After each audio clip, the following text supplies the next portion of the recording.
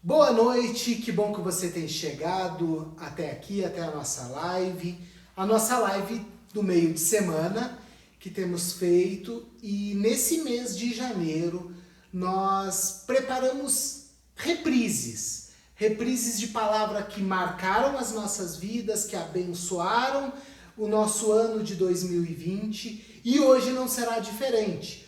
Hoje nós teremos uma palavra do pastor Odilon, uma palavra que ele ministrou num culto pela manhã. E queridos, você vai ser muito abençoado. Mas nesse momento eu quero convidar que você gaste um pouquinho do seu tempo para compartilhar. Compartilhe essa live com as pessoas que você ama, compartilhe de repente nas suas redes sociais, ou até mesmo no grupo lá da sua célula, da sua conexão, do ministério que você faz parte, porque com certeza você será abençoado, mas também você vai compartilhar essa bênção com outras pessoas. E a palavra do pastor Odilon nessa noite será: carregando a minha cruz. Com certeza o Senhor vai falar contigo. Seja abençoado. E o tema da palavra é carregando a minha cruz. Carregando a minha cruz. Este é o tema da minha palavra. É sobre isso que eu quero falar com vocês nesta manhã. Todos nós sabemos que a cruz é um instrumento de... eu estou achando aqui porque eu digitei errado no meu iPad e saiu outra palavra, e aqui eu quase que... meu Deus do céu, ia ser complicado, mas está tudo certo agora. Carregando a minha cruz. Cruz é o símbolo do cristianismo. Cruz é a expressão da vinda de Cristo na terra. Eu gostaria de ler o texto de Mateus, capítulo 16, do verso 21 até o verso 27. Mateus 16, do verso 21 até o verso de número 27. Está escrito assim: desde aquele momento Jesus começou a explicar a seus discípulos que era necessário que ele fosse para Jerusalém e sofresse muitas coisas nas mãos dos religiosos, dos chefes dos sacerdotes e dos mestres da lei, e fosse morto e ressuscitasse ao terceiro dia.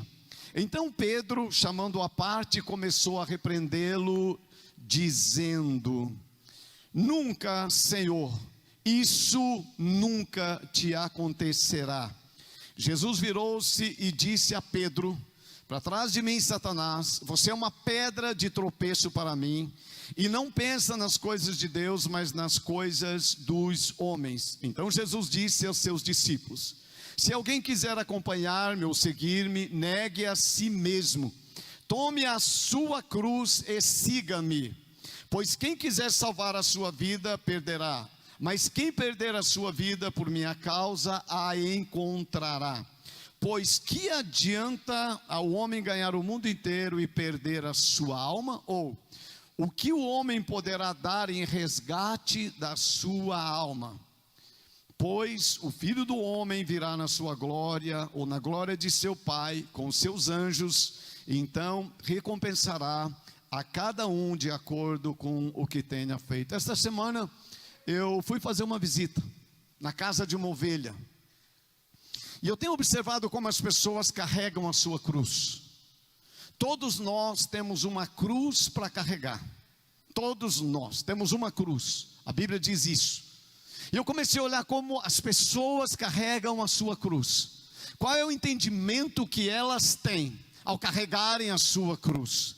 Se eu pudesse ouvir vocês hoje de manhã, quem está aqui, quem está em casa, se pudesse mandar uma mensagem no chat, todos vocês me falariam de algum sofrimento que exemplifica a cruz na sua vida. Mas essa irmã, uma irmã muito amada desta casa, como tantos irmãos e irmãs do Clube do Tempo, graças a Deus o Clube do Tempo voltou. Nós temos tido muitas reuniões, muitos cultos já durante a semana, vários. O Seja voltou e o Nick voltou essa reunião, voltou a reunião, né? Já temos 3 cultos aqui domingo, então muita coisa está acontecendo.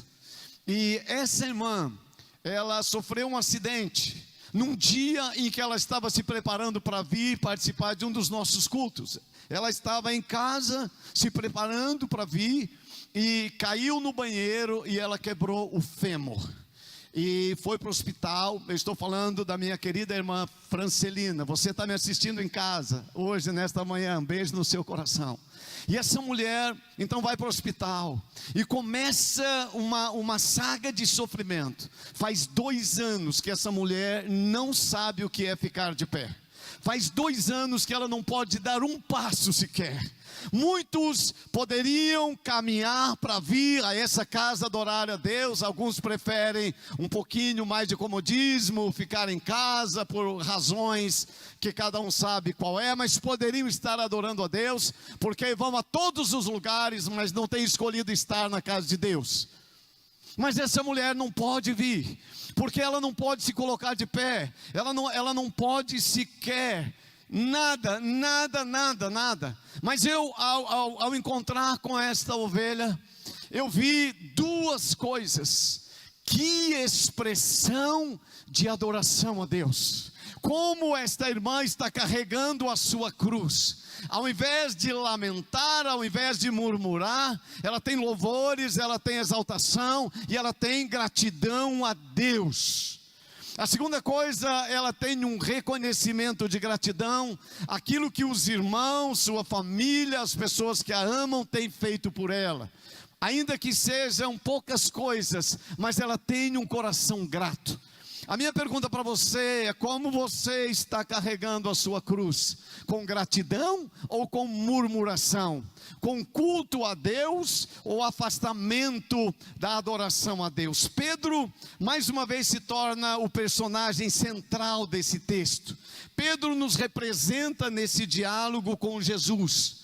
Ele representa um tipo de pensamento dominante nos nossos dias. Ele está muito contente com a vida que ele estava levando, com aquilo que ele estava experimentando na sua caminhada com Jesus até o momento. Qual era o motivo do contentamento de Pedro? Ele tinha participado com Jesus do milagre dos pães. Uma abundante fartura milagrosa se manifestou, suprindo em glória a necessidade daquelas pessoas que tinham fome. Ele já tinha visto Jesus andar sobre as águas e ele mesmo já tinha experimentado algo sobrenatural, pelo menos por um pouco de tempo, caminhar sobre as águas sem afundar.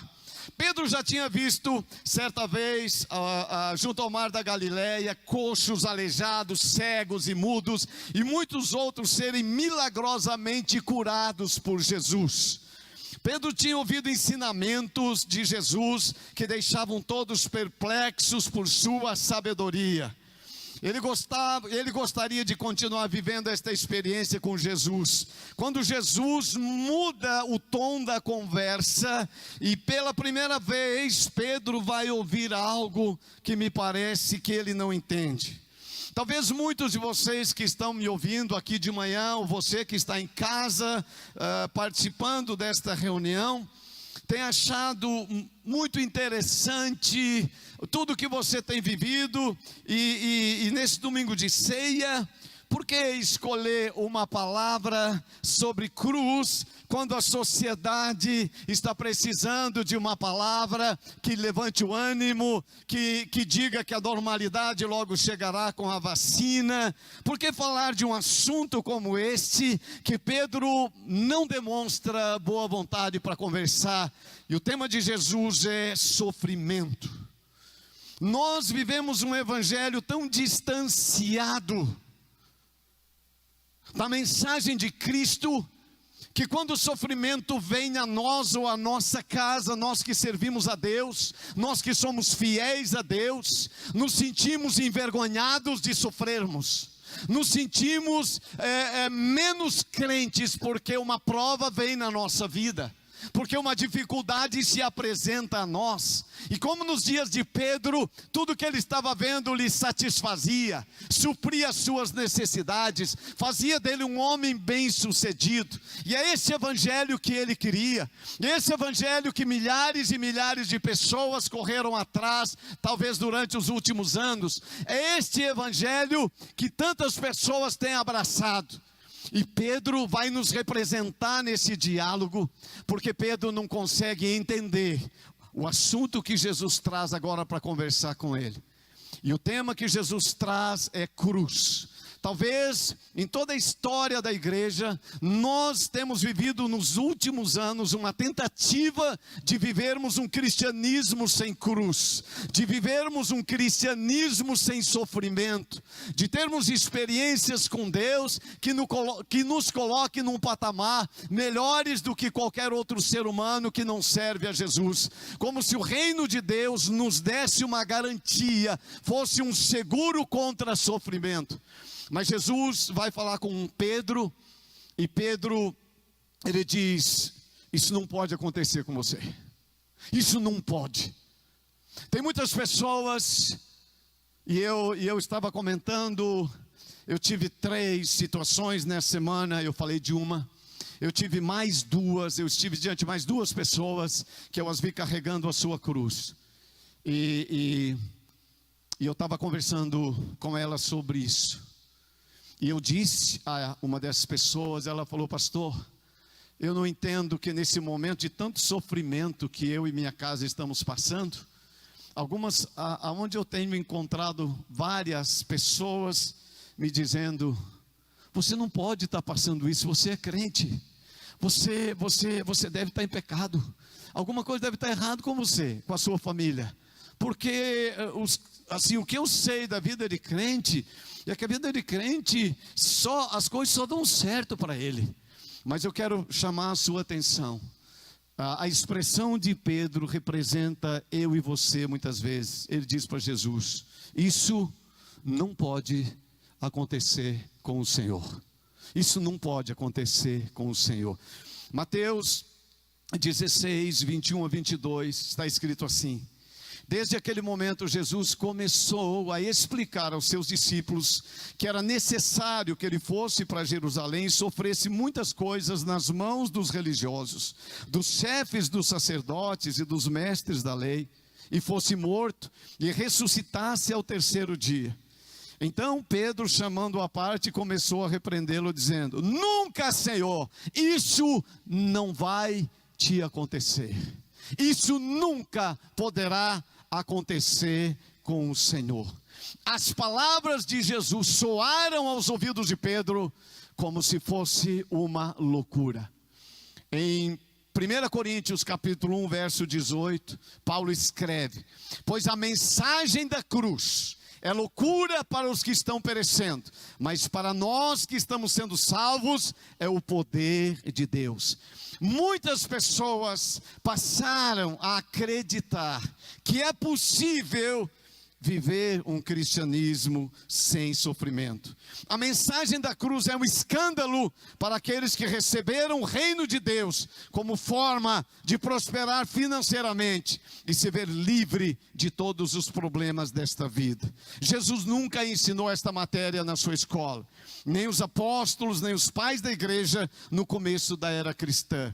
Jesus deixa claro na fala com Pedro que somente uma mente influenciada por Satanás poderia pensar desta forma e rejeitar a cruz como parte do plano de Deus para a salvação da raça humana. Pensando, talvez haja muitas pessoas seguidoras de Jesus, nós poderíamos chamá-los de cristãos, que hoje se envergonham ou teriam vergonha da cruz de Cristo. Não sabem o que dizer quando, servindo a Cristo, passam por dificuldades ou tribulações. Existe uma mentalidade que todo sofrimento tem como causa o pecado ou castigo de Deus. Eu gostaria de argumentar com você que esse pensamento tem uma parte de verdade, mas ele não contém toda a verdade. Eu queria lembrá-los de um homem que eu admiro muito. Deus deu um parecer sobre a qualidade de vida nesse homem na terra. Pouquíssimas, talvez, estou lembrando agora, que Deus se pronunciou a respeito do testemunho deste homem na terra. Como única ou poucas vezes na Bíblia eu vi Deus falar sobre alguém na terra.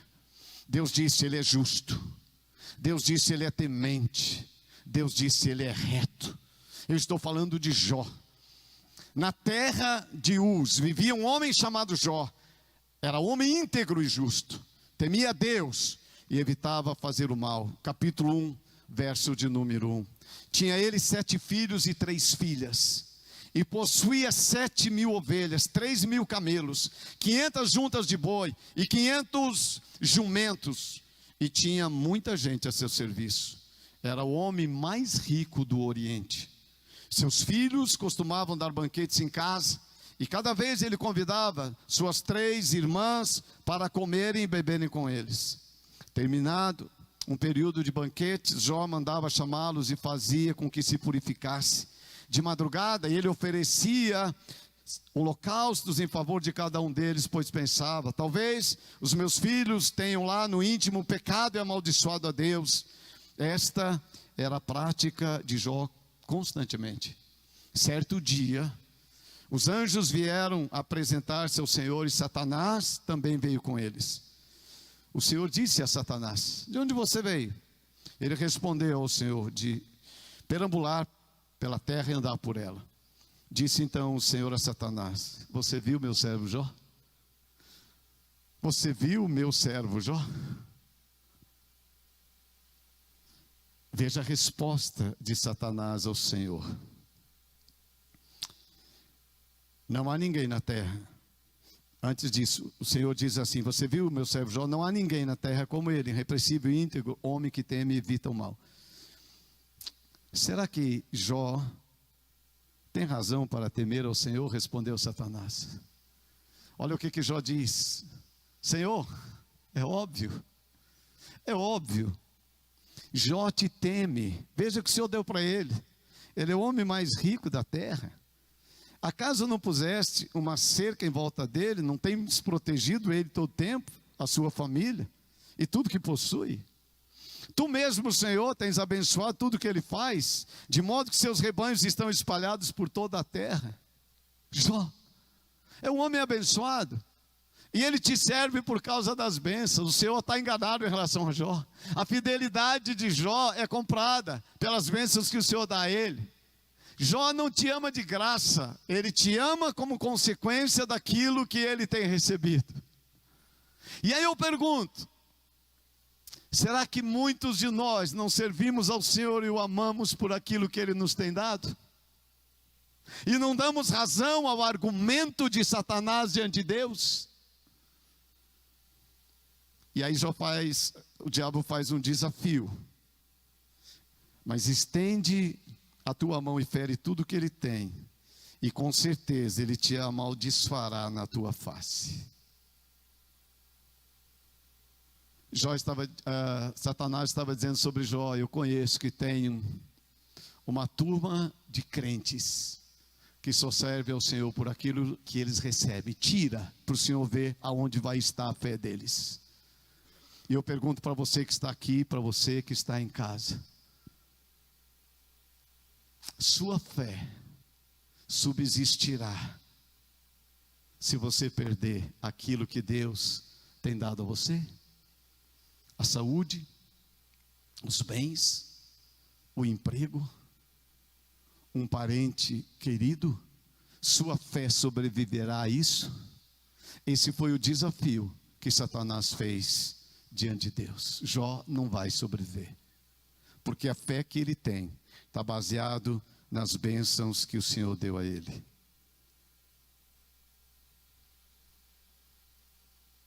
Queridos, eu creio que nós estamos num tempo,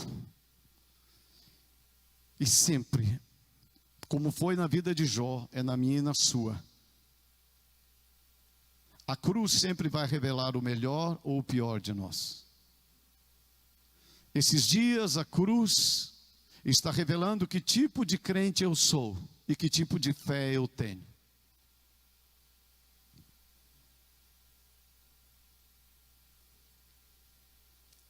No caso de Jó foi revelado virtudes maravilhosas. Eu sou apaixonado por Jó. Jó influenciou tanto. Vocês já ouviram a expressão, a paciência de Jó? Quem já ouviu essa expressão? Jó é um exemplo de paciência. Porque a cruz vai produzir em nós paciência. A cruz produziu em Jó esta virtude. Resiliência, reação positiva em face das adversidades, recuperação.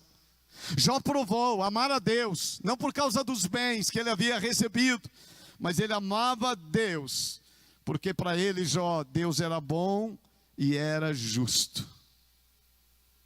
Por que você ama a Deus? Qual a razão que te faz sair de casa e vir a esta casa para adorar a Deus? Por que você tem se tornado um seguidor de Jesus Cristo?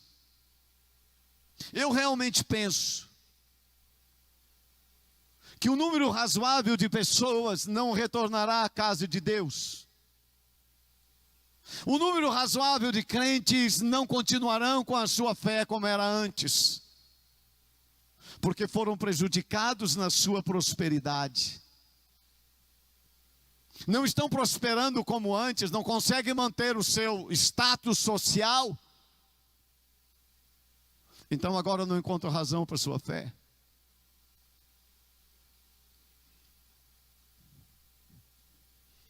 Eu amo Jó. Jó não negou a Deus. Eu tenho visto pessoas nessa casa chorarem nesse ano de 2020, mas não negaram a Deus. Nós como igreja choramos nessa casa, não negamos a Deus e não negaremos o Senhor. Não importa o que acontecer, nós não negaremos ao Senhor. Nós carregaremos a nossa cruz e com ela adentraremos a eternidade para receber a coroa da glória. Eu creio neste evangelho.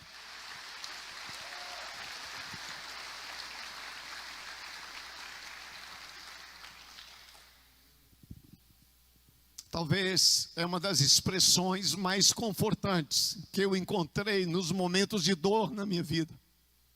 É uma das expressões mais confortantes que eu pude usar como pregador do Evangelho. Ao estar no meio de sofrimento de famílias dessa casa ou outras, em choro, em lágrimas, em perdas. Porque eu sei que o meu Redentor vive. E por fim, Ele se levantará. Então os nossos olhos verão o Senhor e a glória do seu nome. Eu creio nisso. Eu creio nisso. Eu falei para um desses irmãos e eu digo para vocês: um crente que carrega a sua cruz, ele vai ver a glória de Deus, seja cedo ou seja tarde. Um crente que ao carregar a sua cruz chora diante de Deus, jamais chorará para sempre, porque ele vai ser colocado, ele vai ser consolado. Pedro disse: Senhor, isso não pode acontecer contigo. E Jesus disse: para trás de mim, Satanás, porque isso não procede do reino de Deus. Não é esse reino que eu vim trazer à terra. A cruz, ela nos fala de perder e não de ganhar. Mateus 16, 25, 26 diz assim: pois quem quiser salvar a sua vida, a perderá. Quem quer perder na nossa geração? Quem quer perder? Uma geração treinada para ganhar sempre, para ser melhor que os outros sempre, para nunca perder nada. Pois quem quiser salvar a sua vida, a perderá, mas quem perder a sua vida por minha causa, a encontrará. Pois que adiantará o homem ganhar o mundo inteiro e perder a sua alma? Ou que o homem poderá dar em troca da sua alma? Isso realmente é loucura, como diz Paulo, para a mente humana egoísta, que só pensa em receber, em ajuntar, em possuir coisas e mais coisas. A cruz sempre falará de perdas. Filipenses 2, 7 a 9, Paulo escreve: seja a vossa atitude a mesma de Cristo Jesus, que embora sendo Deus, não considerou o ser igual a Deus. Era algo a que ele deveria pegar-se, mas esvaziou-se a si mesmo, vindo a ser servo, tornando-se semelhante aos homens, e sendo encontrado em forma humana. Humilhou-se a si mesmo e foi obediente até a morte, morte de cruz. Por isso Deus o exaltou. A mais alta posição ele deu o nome que está acima de todo nome. A cruz é o lugar onde nós ficamos vazios de nós mesmos, onde perdemos os nossos direitos, onde a nossa justiça não funciona e é onde o nosso egoísmo some. Os planos de Deus foram estabelecidos e permanecerão para todos aqueles que permitem ter a sua vida na cruz. Cruz nos faz lembrar das perdas de pessoas que amamos. E quando perdemos, temos algum sentimento em nós, nos sentimos completamente abandonados. Parece que só a gente que sofre. Parece que a vida está boa para todo mundo, mas para nós ficou ruim demais. Olhamos ao nosso derredor e todos parecem felizes. Eu falei num desses dias de perda que nós tivemos aqui na igreja de um irmão muito amado. E não foram poucas as perdas nesse ano e nesses anos. E no meu momento de choro eu disse: Deus, por que o Senhor não reparte um pouco de choro para outros pastores nessa cidade? Porque eu acho que o Senhor escolheu, puxa, como tem chorado. E parece que os outros não têm metade do choro, mas isso é uma impressão minha, cada um sabe que chora. Tomar a cruz significa reconhecer que perdemos. Algumas pessoas olham para mim e falam: puxa, pastor, você é um cara vencedor. E eu comecei a listar, escrevendo essa palavra, nesses anos, o que essa cruz significou na minha vida. Eu comecei a lembrar dos momentos em que a cruz, ela se expressou de uma maneira tão forte, e me fez perder coisas que eu jamais queria ter perdido. A cruz interrompe planos, a cruz interrompe projetos pelos quais nós estávamos dispostos a dar a nossa vida. A cruz é quando nós entendemos que o plano de Deus não se encaixa no nosso plano. E aí nós escolhemos entender que o plano dele é melhor, ainda que represente perda para nós. Isso é cruz.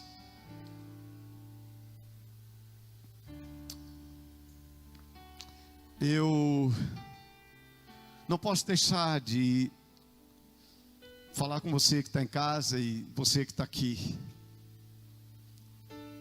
A cruz sempre nos fará melhores, ainda que não completos, mas nos fará melhores. Jó havia perdido tanto, mas ele era um homem que estava sendo completado em Deus a cada dia. E assim é comigo, e assim é com você. Não vou poder desenvolver muito esse ponto hoje, mas a cruz sempre trará uma recompensa, como disse Jó. Eu sei que por fim o meu Salvador vai se levantar.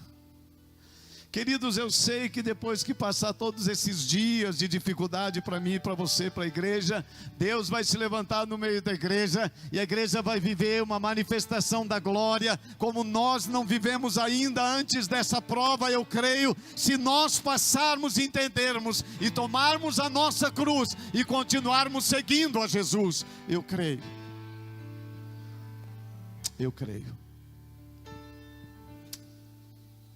Eu amo a mensagem da cruz. Ela me aproxima de Deus, e ela me faz entender a Cristo e o que Ele fez por mim. Jesus tomou a sua cruz e a carregou no meu lugar, e foi pendurado e nela morreu. Mas a história não terminou aí. Ele ressuscitou, e Ele vive para sempre, para que o final da história fosse a minha e a sua ressurreição. A cruz também significa esperança para mim e para você. Milhares de pessoas foram perdas nesses dias, mas a cruz me faz ter esperança. A cruz não me parece loucura, parece o único caminho que me levará a Deus e a vida eterna que Jesus preparou para mim e para você. Nós vamos participar da ceia, e eu quero cantar um hino com você. Quando eu cheguei aqui, e em casa, se orar, quando me arrumei, e eu cheguei aqui, o irmão falou assim: "Ei, pastor, está preparado para a ceia?" Eu falei: "Tô. Hoje eu estou meio antigo. Eu sou um cara inovador, mas hoje eu não estou muito inovador, hoje eu estou antigo." Gente, eu estou olhando para coisas que muita gente não olha mais. Eu decidi convidar você, igreja, você que está em casa, a não olhar para o seu diploma, não olhar para o seu carro novo, não olhar para a sua casa bonita que você conquistou, mas nesse dia olharmos para a cruz de Cristo. Loucura para aqueles que se perdem, mas para nós sabedoria de Deus e esperança para mim e para você. Vamos colocar de pé, pedir para Dani cantar esse hino. Talvez você vai lembrar dele. Eu sei que ele vai traduzir, ele traduz o meu coração, deve traduzir o seu também. De cruz se erigiu, dela um dia fugiu, com emblema de vergonha e dor. Basta um tempo essa cruz, porque nela Jesus deu a vida por mim, pecador. Sim, eu amo a mensagem da cruz. Quer morrer, eu a vou proclamar. Levarei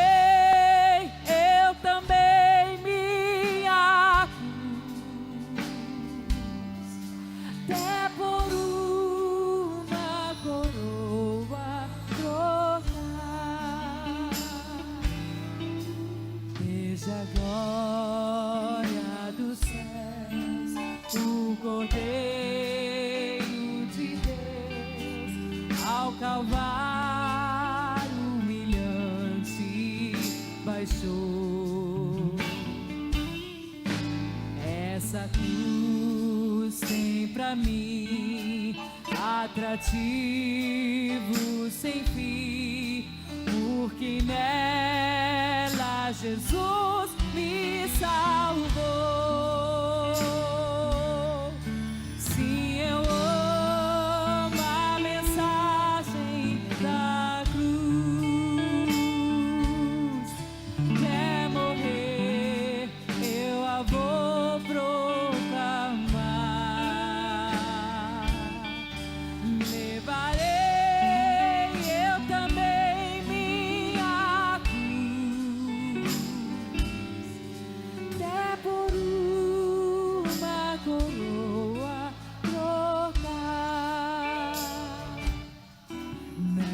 cruz padeceu e por mim já morreu, meu Jesus, para dar-me o perdão.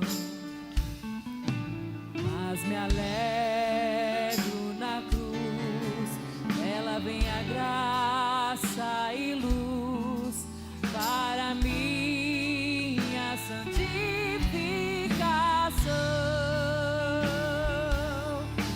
Sim, eu amo a mensagem da cruz, até morrer eu a vou proclamar.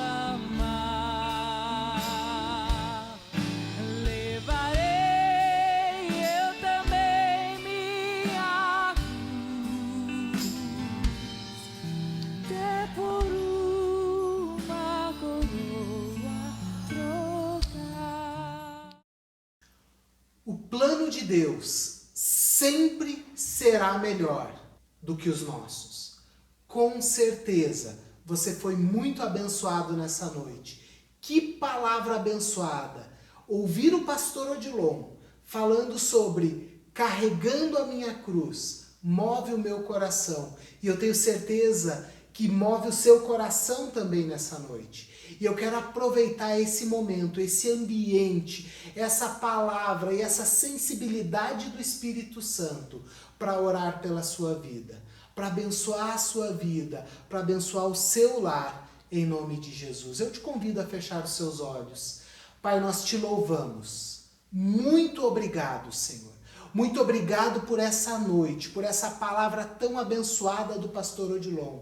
E eu peço, Senhor, nesse momento, Deus, que o Senhor manifeste a tua bênção, manifeste a tua graça, a tua unção, Senhor, sobre essa pessoa, sobre esse irmão, sobre essa irmã que está assistindo nessa noite. Que o Senhor manifeste-se, Senhor, na vida dela, Senhor, no lar dela, Senhor. Ó Pai, que o Senhor abençoe o coração, Senhor. Que o Senhor gere, Senhor, cada vez mais expectativa, Senhor, para o que é servir o Senhor, o que é carregar a nossa cruz e seguir o Senhor, Pai. Nós te louvamos e nós te agradecemos, porque sabemos que a sua mão, Pai, está estendida sobre essas vidas. Nós te louvamos e te agradecemos em nome de Jesus. Amém. Amém, queridos. Que o Senhor te abençoe, que o Senhor abençoe a sua semana em nome de Jesus. Juntos.